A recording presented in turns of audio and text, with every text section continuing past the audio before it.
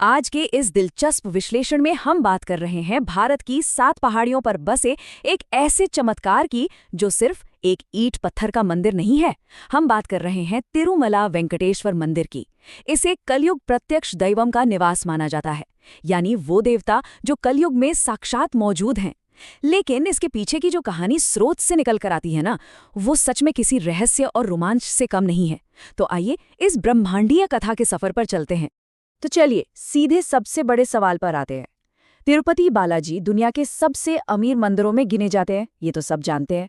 लेकिन स्रोत बताते हैं कि असीमित संपत्ति के मालिक होने के बावजूद भगवान वेंकटेश्वर स्वयं एक बहुत भारी कर्ज में डूबे हुए हैं।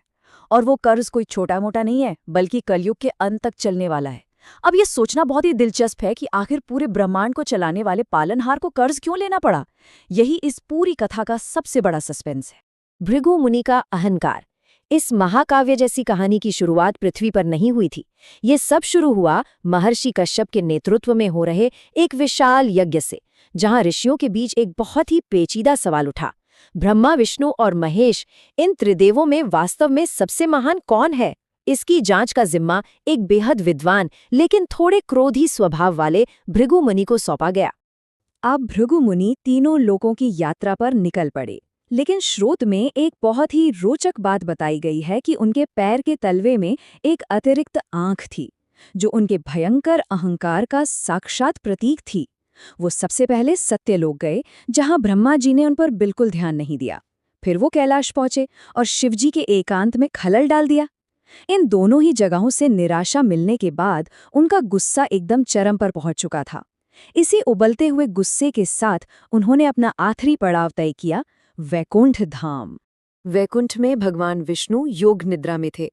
गुस्से में अंधे हो चुके भृगु मुनि ने सीधे ब्रह्मांड के पालनहार की छाती यानी वक्षस्थल पर जोरदार लात मार दी। कल्पना कीजिए, इतना बड़ा और अकल्पनीय अपमान। लेकिन यहाँ कहानी एकदम पलट जाती है। विष्णु जी ने कोई गुस्सा नहीं दिखाया। इसके बजाय उन्होंने बड़ी ही विनम्रता से मुनि के पैर पकड़ लिए और पूछा कि कहीं उनके कोमल चरणों में चोट तो नहीं लगी।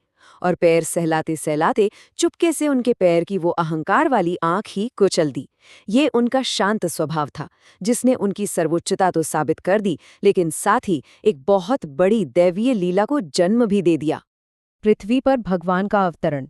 अब ये परीक्षा तो शांति से खत्म हो गई, लेकिन इसका जो नतीजा निकला वो बहुत ही गहरा और अनअपेक्षित था। जहां मेरे सम्मान की रक्षा ना हो, वहां मैं नहीं रह सकती।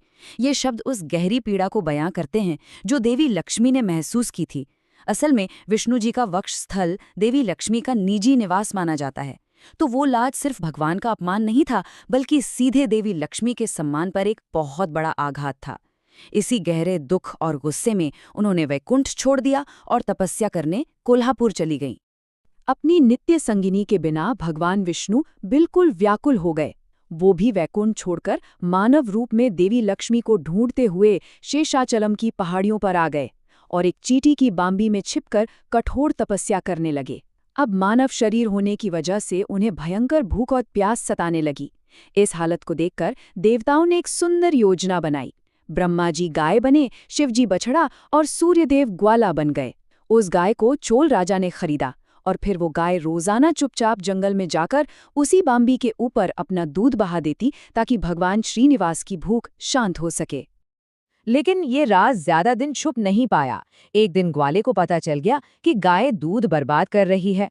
गुस्से में आकर उसने गाय के सिर पर कुल्हाड़ी से एक जोरदार प्रहार किया। उसी पल भगवान श्रीनिवास बांबी से बाहर आ गए और वो भयानक वार सीधे अपने सिर पर ले लिया। सिर से खून बहने लगा। ये दृश्य इतना स्तब्ध कर देने वाला था कि ग्वाले की वहीं सदमे से मौत हो गई। और जब चोल राजा वहां पहुंचे तो घायल श्रीनिवास ने राजा को उसके सेवक की गलती के लिए पिशाच बनने का श्राप दे दिया। वराह स्वामी और वकुला देवी। इस हिंसक घटना के बाद सिर से खून बह रहा है और भयंकर पीड़ा है। भगवान श्रीनिवास आश्रय और औषधियों की तलाश में पहाड़ियों और घने जंगलों में भटकने लगे। यहीं उनकी मुलाकात एक अहम देवता से होती है। उन पहाड़ियों पर भगवान विष्णु के वराह अवतार वराह स्वामी पहले से ही रह रहे थे। श्रीनिवास ने उनसे रहने के लिए थोड़ी सी जमीन मांगी। वराह स्वामी मान तो गए, लेकिन एक शर्त पर। और सबसे दिलचस्प बात यह है कि ये शर्त आज भी बिल्कुल वैसी ही मानी जाती है। शर्त ये थी कि इस क्षेत्र में आने वाले किसी भी भक्त को श्रीनिवास से पहले वराह स्वामी के दर्शन करने होंगे। यही वजह है कि आज भी तिरुपति जाने वाले हर श्रद्धालु की यात्रा तब तक पूरी नहीं मानी जाती जब तक वो आदि वराह मंदिर में माथा नहीं टेकते। रहने की जगह मिलने के बाद श्रीनिवास एक आश्रम पहुंचे, जहां वकुला देवी नाम की एक वृद्ध तपस्विनी रहती थीं। उन्होंने एक माँ की तरह श्रीनिवास के घावों का इलाज किया। स्रोत बताते हैं कि वकुला देवी कोई और नहीं बल्कि द्वापर युग की यशोदा माता का ही पुनर्जन्म थी। असल में भगवान कृष्ण ने यशोदा माता को वचन दिया था कि वो कलियुग में उनके विवाह का उत्सव जरूर देखेंगे। वकुला देवी के रूप में आकर उन्होंने अपने उसी प्राचीन वचन को पूरा करने की नींव रखती थी। देवी पद्मावती से मिलन। जैसे जैसे समय बीता, इस कथा में एक बहुत ही हल्का और खूबसूरत मोड़ आता है। ये वो वक्त था जब पृथ्वी पर देवी लक्ष्मी का अवतार होने वाला था, जिससे एक ब्रह्मांडीय पुनर्मिलन का रास्ता खुल सके। पास के ही क्षेत्र में आकाश राजा का राज था, जो संतान प्राप्ति के लिए एक महान यज्ञ कर रहे थे।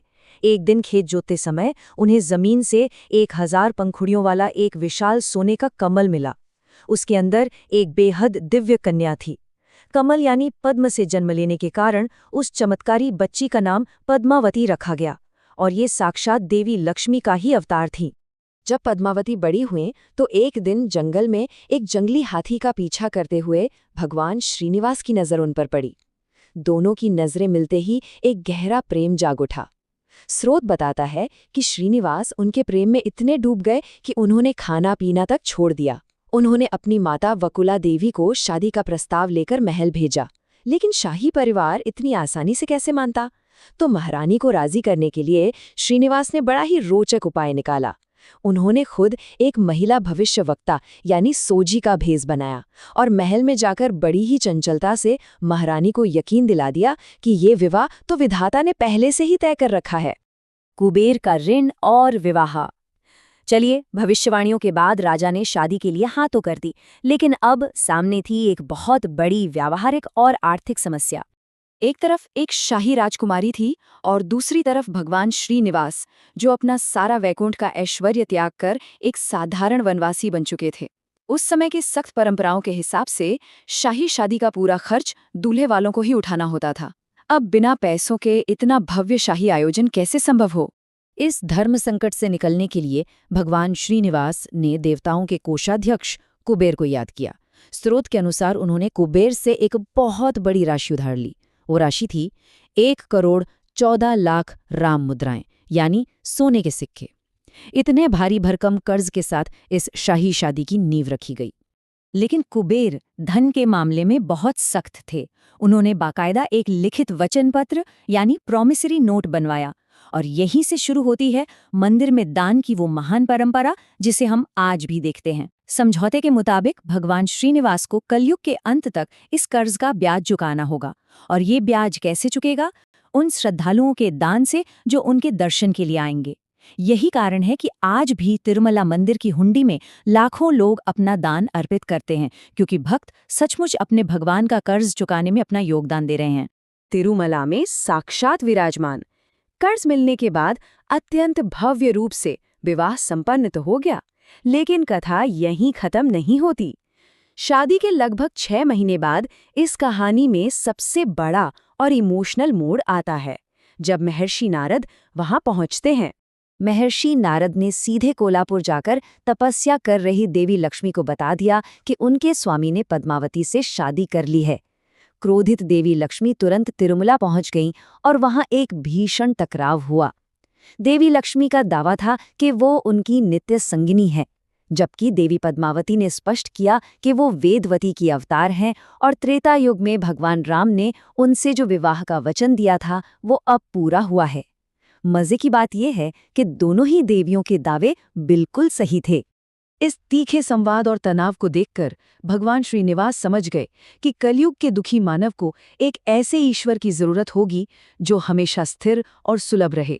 स्रोत बताता है कि भगवान ने एक बहुत बड़ा बलिदान दिया और स्वयं को एक पाषाण यानी पत्थर की मूर्ति में बदल लिया। भगवान को इस रूप में देखकर दोनों देवियों का गुस्सा तुरंत दुख में बदल गया।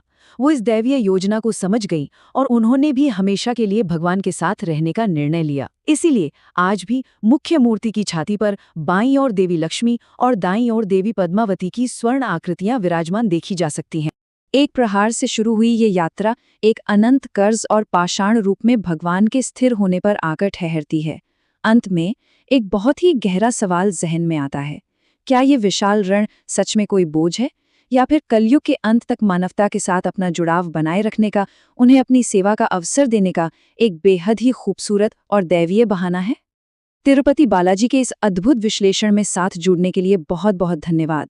स्रोत से निकली ये कथा सच में सोचने पर मजबूर कर देती है, और ये एक ऐसा विचार है जिसे मनन के लिए छोड़ दिया जाना चाहिए।